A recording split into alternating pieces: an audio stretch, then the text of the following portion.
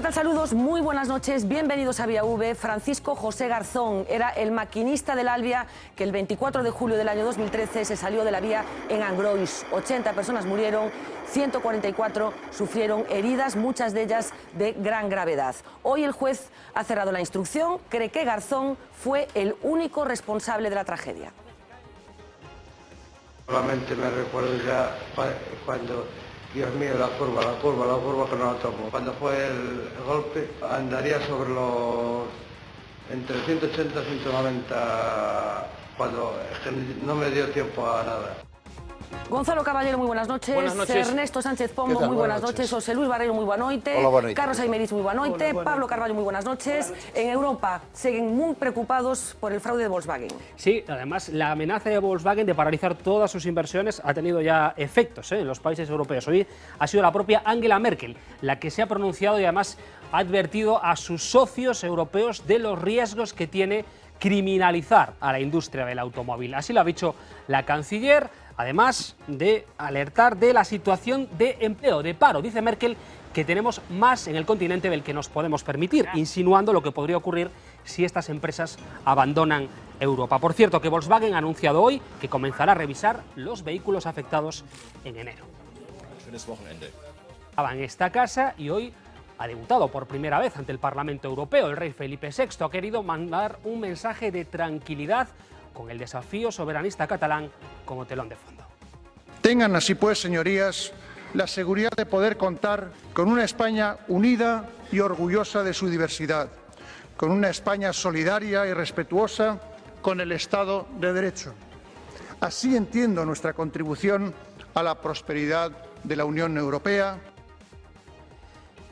Por cierto, luego lo veremos, que el rey ha sido recibido con críticas por diputados de Podemos que no han aplaudido su intervención y con este gesto que están viendo por parte de los europarlamentarios de Izquierda Unida, entre ellos la gallega Lidia Senra, banderas republicanas y la bandera independentista gallega. Los diputados abandonaron la Cámara una vez que el monarca inició su intervención.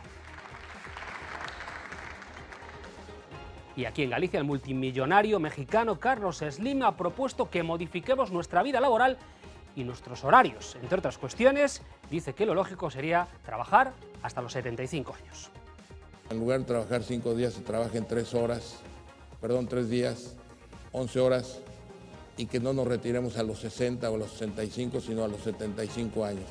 De esa forma abrimos espacios para que trabajen otras personas y sobre todo le quitamos también la quiebra que tiene el sistema financiero de los gobiernos. Y en ese mismo auto que estaba Carlos Slim, le acompañaba César Alierta, el amigo de Aznar y presidente de Telefónica, que dedicó varios guiños humorísticos al respetable. Vamos a ver algo. Yo no promociono a nadie que no se haya equivocado un par de veces, porque digo, si lo promociono se equivocará a más nivel y me hará uno. Te voy a contar una anécdota. Yo tengo 2 conductores que nunca me preguntan nada y era todas las mañanas: oiga, señor Alierta, ¿qué pasa con la Champions? Digo, hombre, joder. Se consuma la ruptura si es que alguna vez hubo unión entre Podemos e Izquierda Unida. Una llamada de Carolina Vescansa ha dinamitado las negociaciones. Hoy Alberto Garzón se ha despachado con la formación morada. Se han convertido y son una maquinaria electoral que es muy legítimo, pero que nosotros no compartimos. Para nosotros la Unidad Popular no es un mercado de fichajes. De verdad, yo no tengo un manager. Yo no tengo manager ni gente que vaya a negociar por mí mi cláusula de rescisión. Y ensayado o no, que a nadie se le escapa que sí, hoy un baile está también entre lo más comentado, el de la vicepresidenta del Gobierno en un programa de variedades. Vamos a repasar algunos de los bailes más exóticos de nuestros políticos. Enseguida empezamos, venga.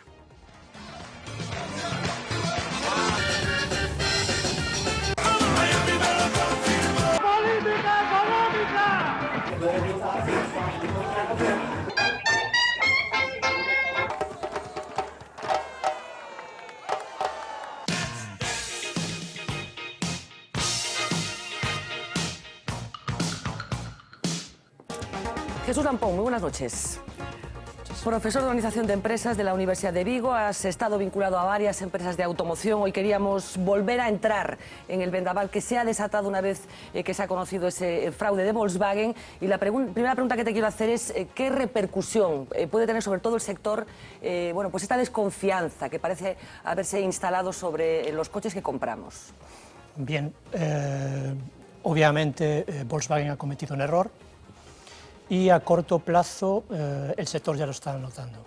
Podríamos pensar que solo es un tema de un fabricante al que va a afectar, sin embargo, las acciones en bolsa no solo bajaron de Volkswagen, sino de otras compañías. El sector del automóvil no solo lo forman los fabricantes de los vehículos, sino que hay todo un sector ligado a él, que son los fabricantes de componentes, y que hoy por hoy casi todos trabajan para casi todos los fabricantes, con lo cual los fabricantes de componentes igualmente se están viendo afectados. Es decir, no es un problema de la marca, obviamente es el que más problemas va a tener, pero sí que el sector puede sufrir. ¿Hay un efecto dominó o un posible efecto dominó?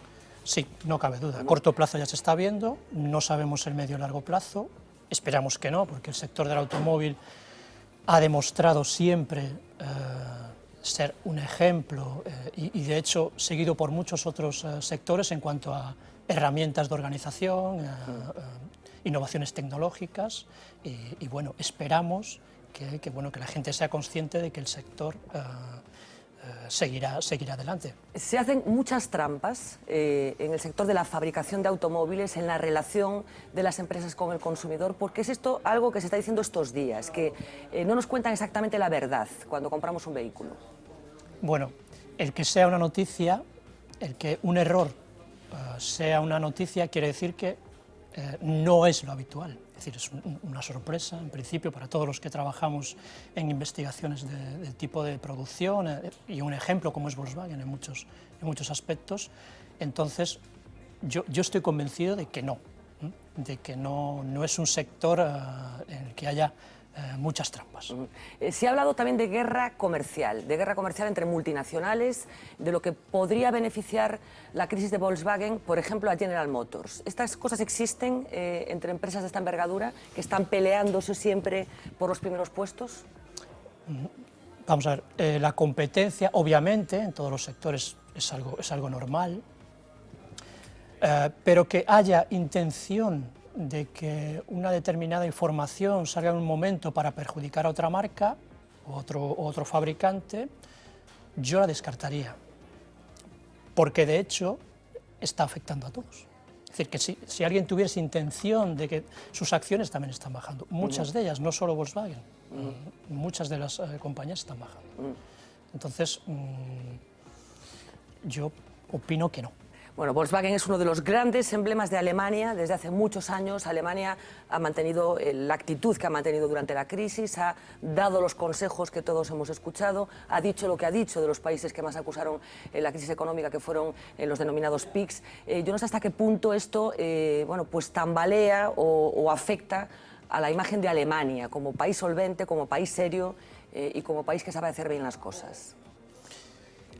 Vale, bien, es verdad que la matriz está en Alemania, pero probablemente si viésemos cuántas personas trabajan o cuántas inversiones se hacen fuera de Alemania, veríamos que es igual de importante tanto en su país como en otros. De hecho, en España, de todas las plantas, tenemos 2 del grupo ¿sí? Volkswagen. Entonces, la imagen de Alemania puede verse perjudicada o puede verse un poco digamos, pues sí, por este caso, pero es que la empresa es global, es decir, muchos motores, muchos coches se hacen en otros países. Entiendo que bueno, que vamos todos en el que vamos todos en el mismo coche. Un fraude de esta naturaleza tiene que involucrar a muchas personas. Entre los directivos de Volkswagen, ¿esto se puede hacer sin que se entere mucha gente? No se puede hacer sin que se entere mucha gente. De hecho, una simple prueba fácil en un laboratorio ha detectado el problema. Entonces, bueno, de hecho el despido del director, bueno, pues indica que obviamente pues, Tenemos que estar todos enterados. Bueno, vamos a entrar en muchos detalles de este asunto que, como decíamos, no solamente afecta a una multinacional, que es Volkswagen, con toda la envergadura que tiene, sino a todo un sector muy sensible en unas economías que todavía, como decimos, están lamiendo las heridas provocadas por esa crisis económica terrible que llevamos viviendo en Europa desde el año 2008. Vamos a conocer más detalles de lo que ha pasado en las últimas horas, esa decisión que ayer anunciaba Volkswagen de frenar, de congelar sus inversiones, por lo menos hasta saber cómo va a resolver este berenjenal en el que se han metido. Uxía Rodríguez, como siempre, nos va a ayudar. Adelante. Pues como comentabais, el fraude masivo de Volkswagen no solo ha puesto en peligro al mayor fabricante de automóviles de todo el mundo y por extensión a la marca Made in Germany, también amenaza a todo el sector a nivel mundial. ¿Cómo es posible que se permitiera ese fraude masivo y sistemático con total impunidad durante tantos años? La propia Comisión Europea reconoció que sabía desde el 2007 que esos test de emisiones de los laboratorios no eran fiables, pero no hicieron nada. Y es que la trampa de la compañía alemana ha estallado poniendo en la picota a un sector que tampoco es ajeno a esos engaños. El del consumo es el más extendido. Los que declaran las marcas y los que obtienen los conductores en la vida real están muy, pero que muy alejados. Hay diferencias de hasta el 50% según algunos estudios. Aunque lo de Volkswagen es distinto, hay otros casos que se podrían considerar sus predecesores. El Pedalgate de Toyota se saldó con una multa de 1.000 millones después de la condena del Departamento de Justicia de Estados Unidos. La compañía sabía que algunos de sus modelos sufrían aceleraciones involuntarias, pero ocultó el defecto. General Motors, por su parte, aceptó pagar 900 millones de euros por esconder fallos en los airbags de millones de vehículos antes del 2009. Ahora la multa de Volkswagen podría superar los 16.000 millones de euros. Volkswagen ya ha anunciado que comenzará la revisión de los modelos afectados por el software en enero. La compañía, lo cierto es que está en una verdadera encrucijada. Todavía no se sabe cuán grande será la dimensión reputacional y financiera de este escándalo, pero por si acaso ya han lanzado un órdago. Lo hacían ayer mismo con un anuncio que suena a chantaje. Suspenderán todas las inversiones no urgentes que estaban programadas. La crisis puede poner en peligro también los puestos de trabajo. Esto va a ser doloroso, dijo el nuevo presidente de la compañía, un mensaje directo también a los países en los que Volkswagen tiene un peso importante, empezando, como no, por Alemania. Una advertencia que parece que ya ha tenido algún efecto. Hoy mismo Angela Merkel en el propio Parlamento Europeo ha defendido a Volkswagen, ha calificado la respuesta de la compañía como un ejercicio de claridad y transparencia y ha lanzado varias advertencias. No hay que condenar a todo el sector, eso primero, y tampoco hay que poner en peligro los miles de empleos en todo el continente. Alabanzas en medio del escándalo. ¿Cómo se entiende esto? Pues suponemos que con algunos de estos datos, porque hay que recordar que en el primer semestre de este año Volkswagen vendió más de 5 millones de coches en todo el mundo, ventas por valor de más de 100.000 millones de euros y unos beneficios de otros 5.500. Alrededor del planeta emplea casi 600.000 personas, de ellas 270.000 están en Alemania. Allí la empresa es casi una religión. Volkswagen pesa el 14% del Producto Interior Bruto del país. En 2014 se vendieron 9,5 millones de coches. Las exportaciones de automóviles y de recambios aportaron a la economía germana más de 200.000 millones de euros. En España también es importante. Esta compañía está consolidada como el primer distribuidor de vehículos en nuestro país. Representa más del 15% de los turismos que se comercializan. Bruselas, hay que recordar que también ha evitado pronunciarse contra el fabricante de coches. El propio gobierno español dio marcha atrás después de anunciar la intención de reclamar a Volkswagen la devolución de las ayudas por la compra de vehículos ecológicamente eficientes. El ministro Soria reculó, asegurando que el fraude afecta a emisiones de óxido de nitrógeno y no de CO2. También se esforzó en recalcar la importancia del sector automovilístico. Don't expect to have national measures because this is a European problem, and those measures have to consider as well that the diesel engine industry here in Europe is a key industry for the automotive sector, and so we have to combine what is the new rule on emissions, real emissions, to measure real emissions with the importance of our automotive industry. la importancia del sector automovilístico, así que para terminar este repaso vamos a poner todos los datos sobre la mesa. Empezamos por aquí, por Galicia, porque ¿saben cuánto representa el sector de la automoción en el PIB de nuestra comunidad? Pues el 14%, nada más y nada menos. El año pasado cerró con una facturación de 7.600 millones de euros. Aquí en Galicia del salen el 31% de las exportaciones de nuestra comunidad. Y es que aquí se fabrican el 16% del total de vehículos de toda España. De la automoción dependen 18.000 empleos directos, localizados mayoritariamente en las áreas de Vigo, Pontevedra y Ourense. Si sumamos los empleos indirectos, nos encontramos con un total de 40.000 personas que viven de esta industria aquí en Galicia. Pero vamos a ampliar también el foco, porque España es el primer productor europeo de vehículos industriales, el segundo productor de turismos en la Unión Europea y el noveno a nivel mundial. El sector del motor genera el 10% de nuestro PIB, del PIB nacional. Es el segundo exportador de nuestro país, con un 20% del total de las exportaciones.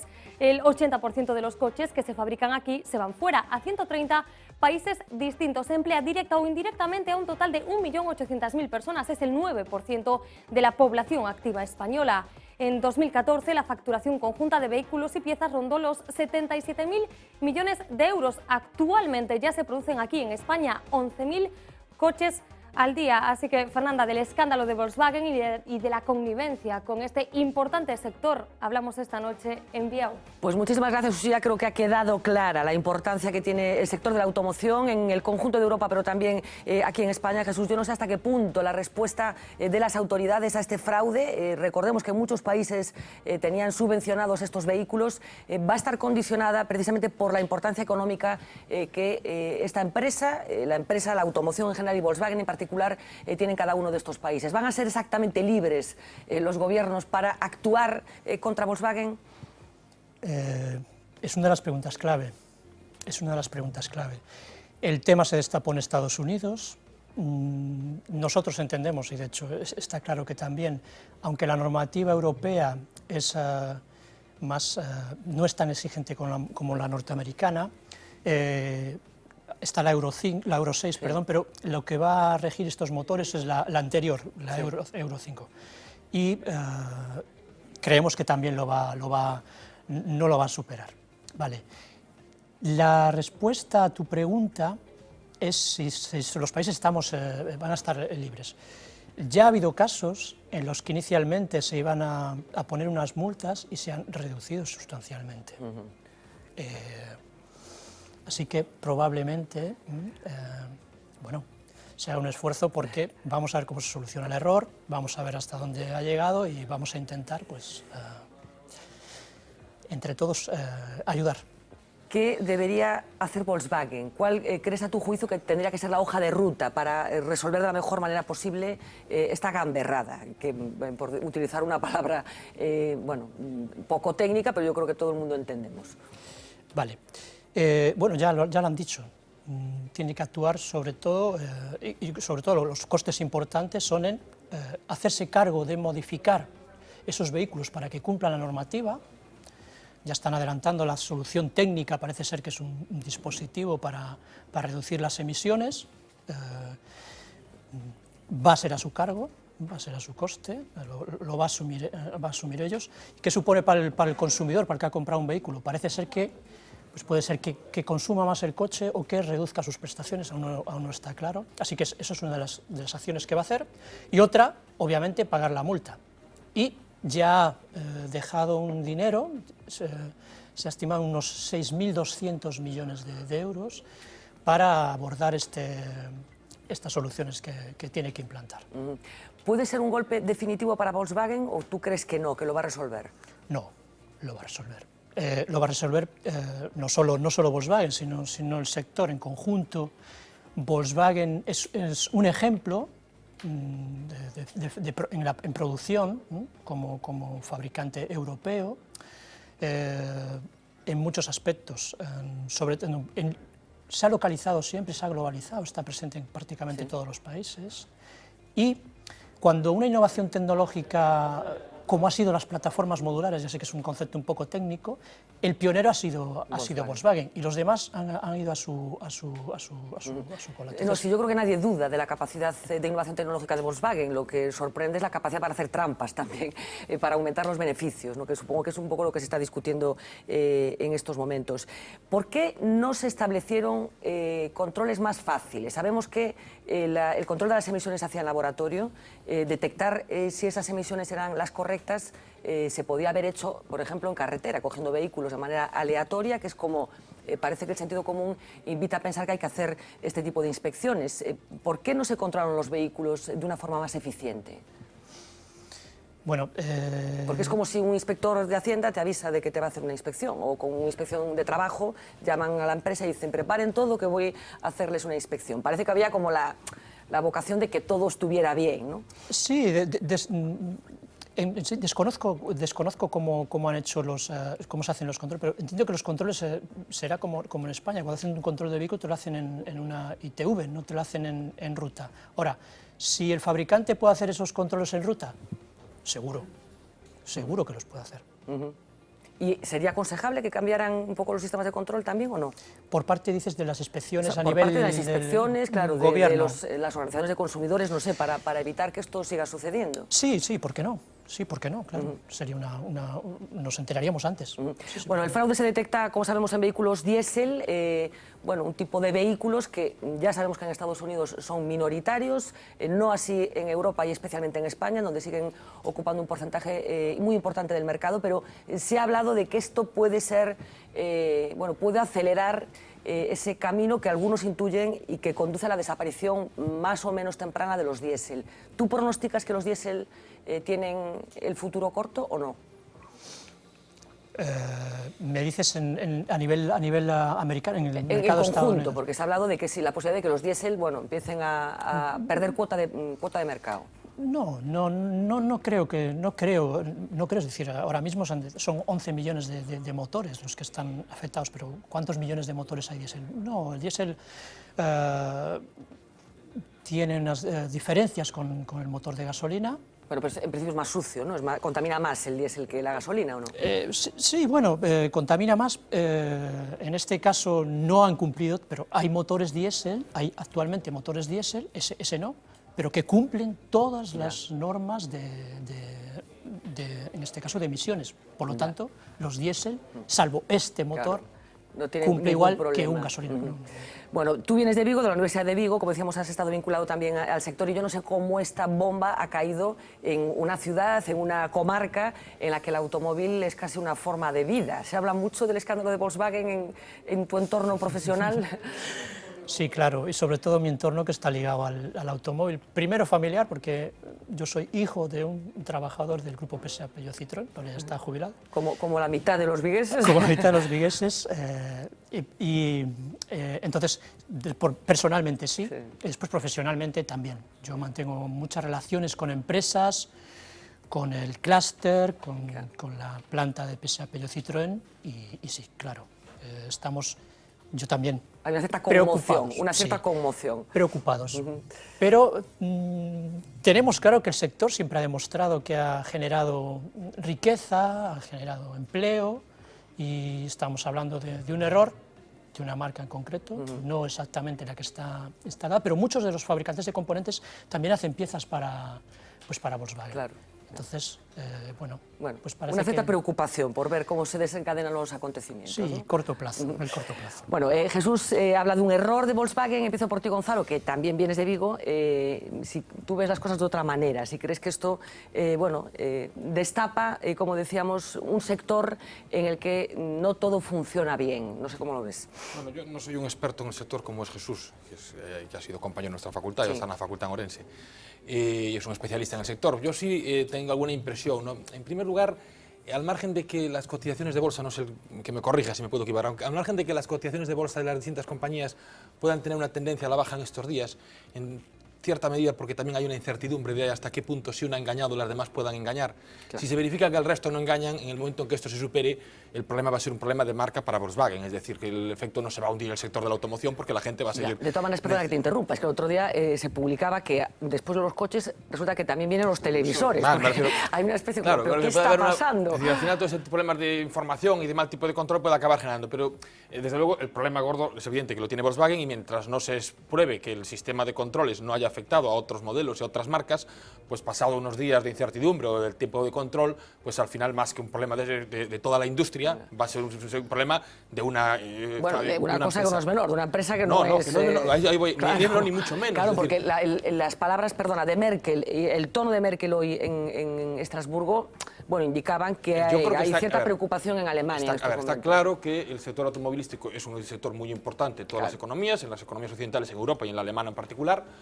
Yo creo que, es decir, que esto en el fondo lo que está ahora denotándose por los referentes políticos, también se ven las declaraciones del ministro, es que ahora ya empieza el juego de la política, ¿no? Es decir, al final aquí si se hunde algo nos podemos hundir todos un poquito más y por lo tanto es un sector lo suficientemente importante como para que todo el mundo empiece a tener cuidado y que la propia Volkswagen esté intentando hacer los deberes pero a la vez vaya a pedir apoyos, es decir, la industria del automóvil ha tenido apoyos por parte de los gobiernos en muchos momentos de la historia, en muchos países, por niveles de impulso, de innovación, en todos los lugares, y va a seguir intentando tener un impulso que le pueda permitir una salida con la idea de que, pues el sector del automóvil puede suponer en la evolución del PIB varias décimas de la evolución del PIB de la Unión Europea o de cada uno de los países y por lo tanto que no vamos a jugar en este momento de salida de la crisis. Yo quería hacer una reflexión en todo caso en algo que estaba recordando y que es algo que en las facultades enseñamos mucho a los alumnos de economía, pero que ahora cuando oí hablar a Jesús sobre estos temas me traía a la cabeza y me venía a la cabeza. Y es lo que en economía se denomina la información asimétrica, que es el problema de tener cuando hay un intercambio en un mercado que las dos partes tengan distintas informaciones. Y el ejemplo típico, un artículo seminal de información asimétrica ya por los años 60, es un artículo de un premio Nobel que se llama Georg Akerlof, que es El mercado de los limones, que estudiaba justamente cómo la dificultad de identificar los coches de segunda mano, cuáles son los buenos y cuáles son los malos, acaba haciendo que el sistema de mercado acabe expulsando a los buenos y que acabe generando problemas. Para eso lo que se ha predecido siempre es que es necesario que haya sistemas institucionales que corrijan el problema de que en la economía de mercado el vendedor y el comprador no tengan la misma información. El problema aquí es un paso más allá de lo que planteaban el Market for Lemons, Georg Akerlof, que es un paso más allá, que es plantear que el problema no es ya entre los agentes de la economía privada, sino que el propio regulador ha permitido el engaño. Forma parte de... Hay una pregunta importante y es, ¿el regulador fue engañado? ¿El regulador fue despistado, quiso ver por otro lado? ¿El regulador no fue preocupado? Hombre, yo creo que desde luego el regulador no ha querido tener todos los requisitos y todos los mecanismos de control suficientes como para hacer aflorar este problema. O no los ha tenido porque no ha querido, o no los ha tenido. No quiere decir que le hayan engañado y que el regulador no haya sabido hacer todos los mecanismos, porque al final esto era una cuestión que lo que están planteando, que es un problema fundamentalmente de software, de cómo se hacen las pruebas, y que ha saltado en una universidad norteamericana por una prueba, ¿no? Entonces, yo creo que esto es un problema político en general, porque el regulador y el sistema falla, político, porque al final ya estamos viendo como el hundimiento de Volkswagen supone un efecto político y económico muy importante, y también porque, bueno, el ministro, estas declaraciones que le habéis puesto ha estado bastante acertado, o medianamente acertado, pero en otras que ha hecho ha estado muy despistado. Incluso diciendo que no le cogen el teléfono. Claro, ha dicho que ayer le han dicho una cosa, que hoy se ha enterado por la prensa otra, que las inversiones no están garantizadas. A ver, es evidente que Volkswagen va a tener un cambio de estrategia y que pueda recortar todas las inversiones, y lo que está diciendo es, ojo, todos los gobiernos, que si no me apoyan yo voy a recortar más. Está llamando a la alerta. Yo supongo que hay más sectores, además el de la automoción, en el que la industria y el regulador y el consumidor tienen información asimétrica. Tengo la impresión de que sucede en muchos otros, y seguro que se nos viene a la cabeza algún otro sector. La información perfecta y simétrica solo funciona en la economía de la pizarra que diseñamos los economistas. Luego, a partir de ahí todos son imperfecciones. El consumidor es una especie de convidado de piedra que tiene que aceptar una serie de condiciones. Carlos Aymerich. Sí, vamos a ver, eu creo que isto tamén debería, sei que se está traballando niso, que pasa que non coa velocidade, coa celeridade que sería recomendable, revisar o que é a actuación dos lobbies na Unión Europea, tamén do lobby do sector do automóvil, e por que as probas de emisión de gases e de emisións dos automóviles non se fan en condicións de conducción real, non se fan a vehículos reais, fanse a prototipos e se fan en laboratorios.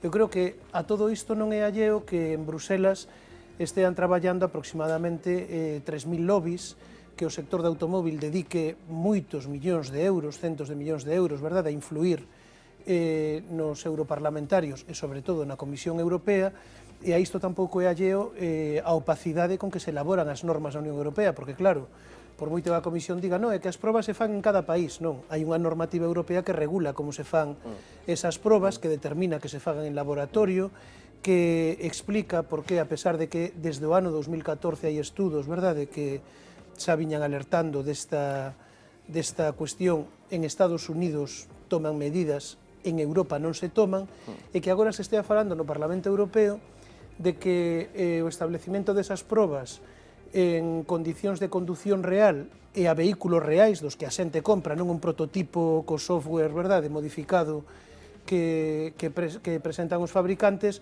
pode ser no ano 2017 ou 2018. É dicir, que hasta no 2017 ou 2018 poden, supoño que con máis cuidado despois do que pasou con Volkswagen, pero poden seguir defraudando os consumidores. Porque aquí hai unha fraude ao consumidor, hai unha fraude fiscal, e hai, claro, e que hai unha fraude fiscal. Por moito que o ministro diga, non, é que isto afectaba o CO2, estas eran de nitróxeno. Bueno, estamos falando de gases de efecto invernadeiro, estamos falando de dano para a saúde, estamos falando, ademais, duns beneficios fiscais e incluso de medidas de regulación de tráfico en moitas cidades que atendían, non, a eficiencia enerxética e a eficiencia dos coches do punto de vista ecolóxico, e, por tanto, home, pois unha cousa é axudar o sector do automóvil, onde, por certo, en Galiza se lle axuda bastante, verdade? Unha gran parte dos orzamentos en materia de formación de traballadores, etc., vai para aí, é unha forma de financiar as paradas técnicas, non? Básicamente de Citroën, pero, claro, tamén haberá que decirlles que teñen que cumprir a lei, e que a lei terá que ser igual para todos, porque se non se establece un precedente moi complicado. Una cuestión, Jesús, enseguida te escucho, José Luis y Ernesto, pero hace unos días hablábamos de este asunto aquí en esta mesa, pocos días después de que saliera el escándalo, y se comentaba que, por ejemplo, hay un cierto conocimiento por parte de la gente que realmente conoce cómo funcionan los automóviles, de que existe otro fraude que también está consentido por todo el mundo y que tiene que ver con las cifras de consumo que los fabricantes dicen que tienen los coches, y que estas cifras de consumo, cuando esos coches se someten a pruebas reales, independientes, se descubre que no son ciertas, que los coches que se dice que consumen un 3, pues finalmente consumen un 5. ¿Tú qué impresión tienes de esto? ¿Crees que es así, que se miente también en los consumos que los fabricantes dicen que tienen los coches? No tengo esa percepción de que el consumo, porque de hecho a veces no se da un valor exacto, sino que se da una horquilla. Una horquilla, lógico, bueno, después depende de cada uno cómo conduzcamos, pues, sí, claro. Pero bueno, en principio yo entiendo que no, que en ese aspecto no ha habido cambio. Bueno, yo tengo un Citroën C5 y los consumos que me han puesto los cumple. Los cumple. Bueno, pues a lo mejor tienes que dar tus clases de cómo hay que conducir para cumplir esos consumos. Bueno, a veces bueno, depende dónde esté también, bueno, estoy en un atasco y tal, obviamente, pero bueno, en general sí los cumple los que pone ese documento. A ver, yo discrepo en esta última parte, estamos bastante acostumbrados a que en la propia publicidad de los coches nos vayan advirtiendo que no nos lo creamos del todo, ¿verdad? Bueno, en general en la publicidad... No, en la publicidad sí, porque cuando te ponen consumo 3-5 litros a los 100 kilómetros, luego te dicen en qué condiciones. Y tú dices, yo con estas condiciones no puedo conducir en la vida, en una pista llana, no sé qué, un experto conduciéndolo, arrancada, parada, no sé qué, tal. Me gusta conducir. Bueno, o sea, esto no es viajar, esto es otra cosa, ¿no? Y por tanto ya te están diciendo, no me crea esto, porque luego usted cuando lo ponga en la carretera no le va a ser así. Es más, luego te ponen la suspensión y tal, y te va un tío diciendo, ya pasando allí por entre los conos, y luego te dice, usted no lo haga, porque esto lo está haciendo un experto, y si lo hace usted, se pega una torta. También hay otra cuestión, que el velocímetro te pone que a lo mejor puedes llegar a 240, sí, tampoco sabes muy bien para qué vale, eso de que llega a 240. Te están constantemente advirtiendo posibilidades teóricas, pero diciéndote que en la práctica tú no vas a alcanzar ni esas posibilidades teóricas, ni esos márgenes de seguridad, por ejemplo, en las frenadas, etcétera, que tiene un experto. Yo creo, de todas maneras, que deberíamos de ser conscientes de que estamos hablando de un mercado y que, por tanto, una parte importante de lo que sucede va a depender de las decisiones que tomamos los que compramos, que tomamos los del mercado. Claro, los del mercado pueden decirnos, o hay que arreglar los coches, o nos pueden decir otra cosa. Y permitidme, nos puede decir, hay que cambiar la ley, ¿verdad? que es una forma de solucionarlo. ¿A qué me quiero referir yo con esto? A que por fin nos estamos enterando de que cada vez que una ley se pone divina, una de dos, o hay fraude o hay coste. Y por tanto, el ciudadano sabe siempre que se enfrenta a una de las dos cosas. Si ahora nos cogen, nos meten los modelos de eficiencia de una manera extraordinariamente controlada, etcétera, no, alguien no. El que compra un coche lo va a pagar. Y como compran coches todo el mundo, ahora cada familia 2, 3... Bueno, o compras otra marca. No, es que las marcas... A ver, yo no me creo eso tampoco. Esto no se ha descubierto antes porque está pactado de una tal forma que de una o de otra manera todos han consentido en que se mida en unas circunstancias y en una manera que no pone el coche real sobre el asunto. Sí, si empezamos a poner la lei, precisamente. Sí, exacto. Hai unha pequena fraude porque Volkswagen supostamente no prezo tamén metía uns sistemas de control da contaminación que na práctica non existían, ou non existían na medida que les decían. A ver, lo que yo quiero decir es que es más duro este problema si lo planteamos en términos teóricos sobre la gravedad de la contaminación, cuestión a la que la gente está... pero yo creo que eso no... Cuestión a la que la gente está muy poco sensibilizada. De la otra parte. ¿Por qué? Porque si este fuese, por ejemplo, un fraude de seguridad, como ha habido a veces... Sí, bueno, el que hablábamos con muertos, claro, el de los aceleradores.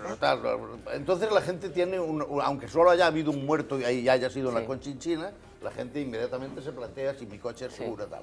Ahora, como esto no se trata de eso, sino que se trata de una cosa que para el consumidor individual, no para cuando hablamos del mundo, es bastante abstrusa, ¿verdad? Sí. Pues yo creo que no tiene mucha importancia. Pero yo creo que el impacto viene más bien, más que por las consecuencias directas que para cada uno, que incluso para el medio ambiente tenga esto, sino yo creo que el impacto tiene que ver con que es Volkswagen el que hace esto. A ver, yo termino con dos cosas muy importantes. Yo creo que el mercado del automóvil por ahora es un mercado cerrado, es decir, se van a vender los mismos coches que antes. De hecho, Volkswagen no está cayendo en la venta de coches, ¿no? Y por tanto no creo que el impacto venga de ahí.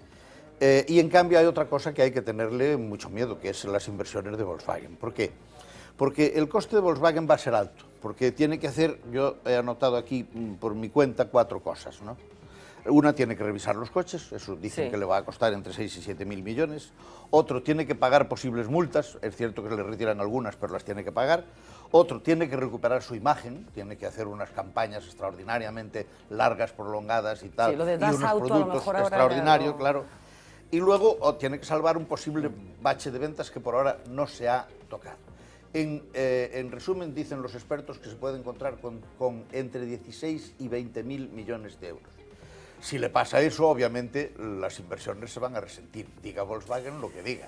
Ese es el problema para el que tiene fábricas, es decir, para nosotros, por ejemplo. No es el problema para el que no las tiene. Vamos a una de esas fábricas, en Pamplona, en el polígono de Landaven, hay una de esas plantas de Volkswagen que estos días, bueno, pues están viviendo con preocupación la repercusión que esta gamberrada, insisto en la palabra, pueda tener para el trabajo de esta gente. Finalmente creen que van a pagar una vez más los mismos. En el cambio de turno de la fábrica navarra de Volkswagen, los trabajadores no ocultan su preocupación. Claro que hay preocupación. Quieras que no, si hay una desconfianza en el consumidor, se dejará de comprar, se dejará de fabricar y va todo un poco unido. Nosotros esperamos que el consumidor entienda que nosotros no tenemos la culpa de lo que han hecho 4 sinvergüenzas. Temen por sus puestos después de que el consejero delegado de la compañía dijese que van a revisar las inversiones previstas. España espera 4.200 millones de euros. Al ministro de Industria le dijeron la semana pasada por teléfono que estaban garantizados, pero... Yo espero que a lo largo del día de hoy podamos hablar con la dirección central de Volkswagen en Alemania para que se nos aclare cuál es exactamente la situación en relación a las inversiones de España. Mientras, en Alemania hoy se acaba el plazo que el gobierno ha dado a la compañía para que presente un plan de acción ante el fraude. En una entrevista a un diario alemán, el consejero delegado del grupo ha anunciado que en enero empezarán a llamar a los clientes afectados y que a final de 2016 habrán acabado las reparaciones. Serán gratis y la mayoría consistirán en una simple actualización de software, aunque algunos casos requerirán intervenciones más complejas. La compañía ha aclarado que finalmente hay 9,5 millones y no 11 de vehículos afectados. Bueno, Ernesto, te escucho enseguida, pero escuchamos al ministro Soria decir que no han sido capaces de contactar con los directivos y responsables de la compañía en las últimas horas, ni ayer ni hoy, que no les cogen el teléfono, ni en Madrid, ni en Berlín. Bueno, decía esto el ministro. Usió Barcos parece que lo tuvo un poco más fácil. Vamos a verlo. Desconocemos en este momento cuál es el alcance del anuncio que ha hecho el presidente mundial de Volkswagen. Nosotros desde el principio hemos tenido como objetivo prioritario el que se garanticen y se mantengan las inversiones que están comprometidas en España por un importe de 4.200 millones de euros y, por tanto, hasta que la empresa no nos comunique nada en esta materia no podemos decir nada. A día de hoy, lo que nos han comunicado verbalmente cuando nos hemos reunido y telefónicamente es que las inversiones están garantizadas. No hemos contactado, pero yo espero que a lo largo del día de hoy podamos hablar con la dirección central de Volkswagen en Alemania para que se nos aclare cuál es exactamente la situación en relación a las inversiones de España. Estamos en contacto permanente con la dirección de la empresa, tanto aquí como a nivel estatal y como con representantes de la dirección en Alemania. Contacto permanente que en cualquier caso siempre es, y con respecto a esas inversiones referidas a la producción en Navarra, tranquilizadores. Bueno, Barcos parece que tiene más capacidad para localizar a los directivos de Volkswagen. El ministro, en vez de llamar a Alemania, que llame a Barco.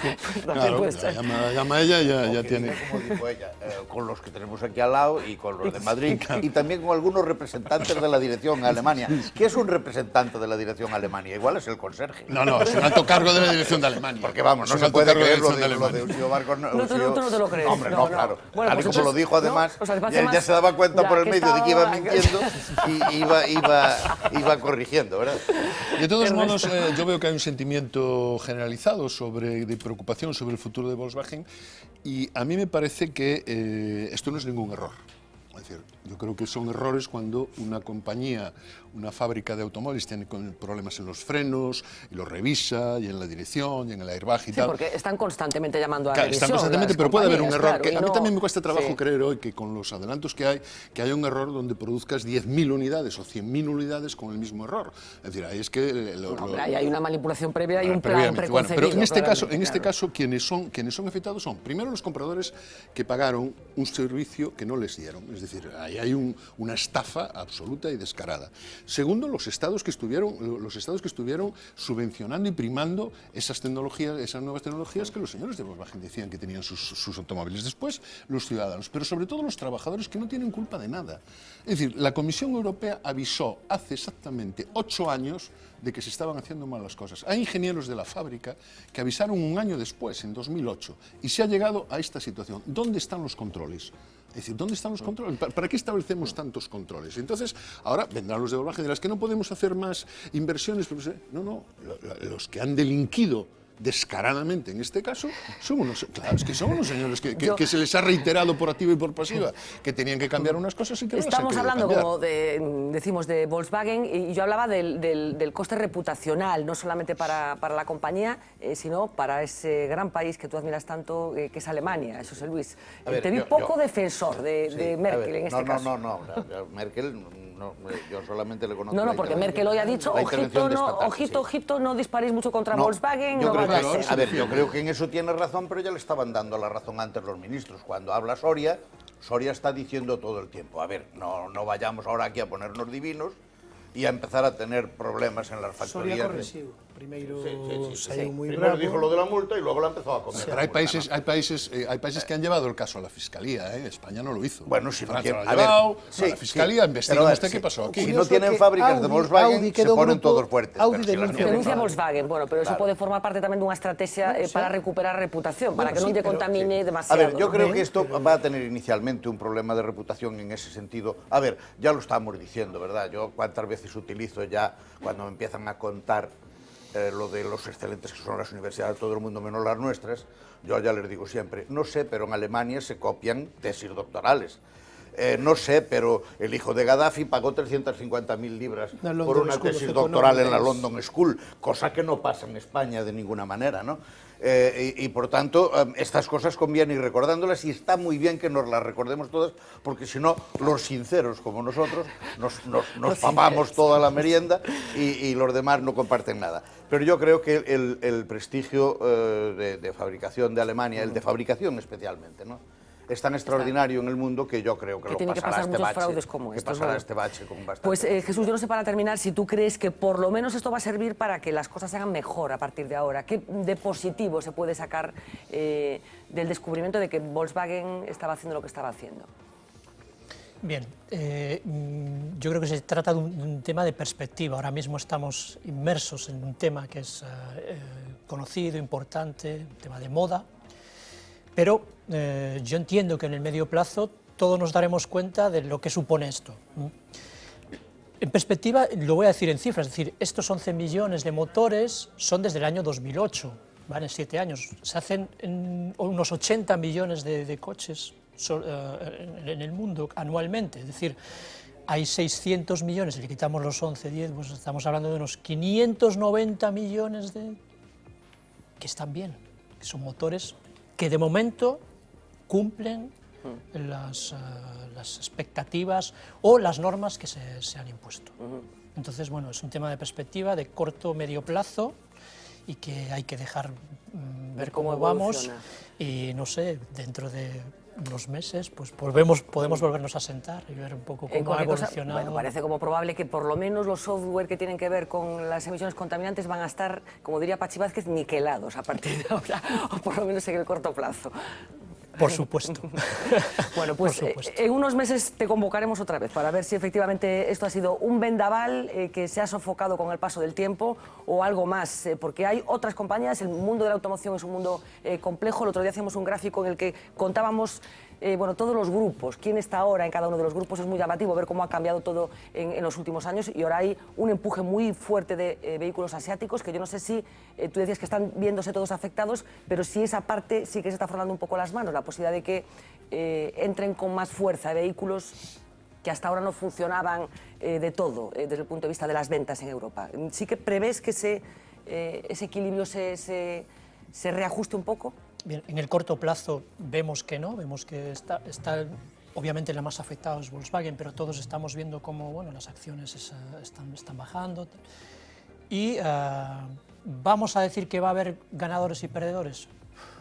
Hoy o siempre el sector está muy relacionado, es decir, hoy Toyota o PSA, Peugeot, Citroën o Volkswagen, el 75% del coste está ligado a los proveedores de componentes, es decir, que al final estamos todos relacionados, es decir, no sé qué ejemplo ponerte, Antolín Asientos sirve asientos a Volkswagen, a PSA, entonces, bueno, mal de uno, en este caso, mal de todos. Sí. Bueno, pues Jesús Lampón, muchísimas gracias por acompañarnos y por arrojar luz sobre este asunto que efectivamente, lejos de desaparecer de la actualidad, cada día bueno, pues va aportando cosas nuevas. Por cierto, hoy también hemos sabido que Volkswagen ha decidido enviar una carta, pero solamente a sus clientes en Estados Unidos, pidiendo disculpas por los vehículos afectados por el escándalo del software de las emisiones contaminantes. De momento solamente le preocupa con un carácter tan evidente el mercado norteamericano. Gracias, de verdad. Muchas gracias a vosotros. Vamos a hacer una pausa publicitaria, enseguida regresamos. Hoy han sucedido muchas cosas que vamos a tratar de contarles. Hasta ahora.